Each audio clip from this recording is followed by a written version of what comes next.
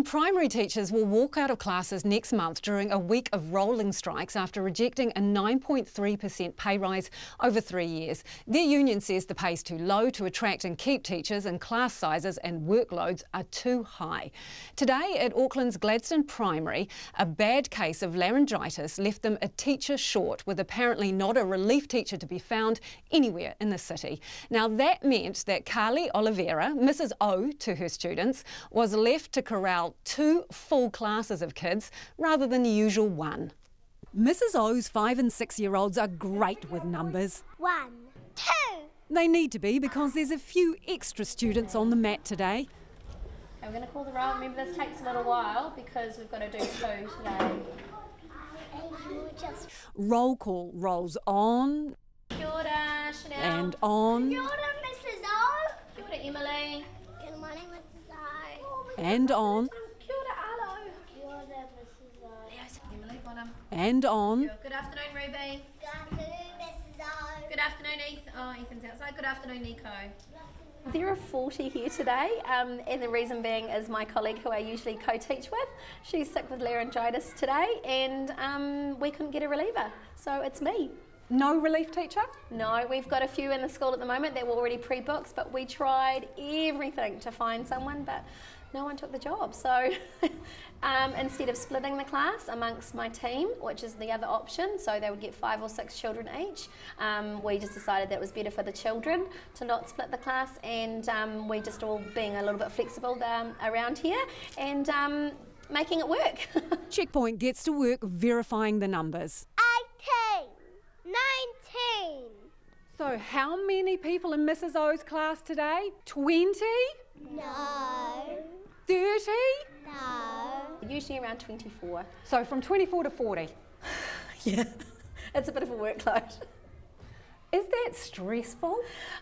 It's a big job, that's for sure, wrangling them and making sure that you've got everybody and, you know, ticking off in your head who's here and who's not. And obviously our programs are very different on a day like today. You know, you can't do your traditional reading, writing and maths because there's just too many kids. So you couldn't get to them all in the same way you would normally? Oh, absolutely not, no. So, to be honest, how much quality time are your 40 students getting today? They're getting quality time with me, but they might not be getting quality teaching because of the numbers. I mean, I would hate to think that if this teaching crisis continues, that might become a sad reality within our classrooms every day, all day. Imagine that. It would just be, I wouldn't even want to think about it. So you can't teach your normal program because of the sheer numbers. So what do you do instead? So we're being really flexible and thinking outside the box. So today we did a little bit of dancing. We had assembly first off in the hall, so that was great. Did a little bit of dancing, so playing on the arts, and then instead of doing a traditional writing lesson, we did some phonics and some poetry together, and all the children did that together. We did it actually with 3 classes, so there were 2 teachers between 60, I think we had 64 or 65 children. So, you know, you've got a child that might say your name 50 times before it's 10 o'clock. You might have children that need you because they're sad that they've left their mum. So you've got one on your knee, you're trying to do the role. Mrs O has voted to strike next month.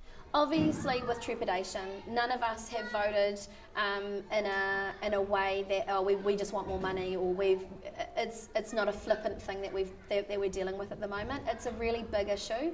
I don't want to inconvenience my parents. I don't want to inconvenience the community, but once again, I've got to step back and look at the big picture. I need to stand up, and we need to stand up for our profession. I've been teaching nearly 20 years, and I would hate to think that if this crisis continues, that I might not actually have the will to do my job, and that would break my heart.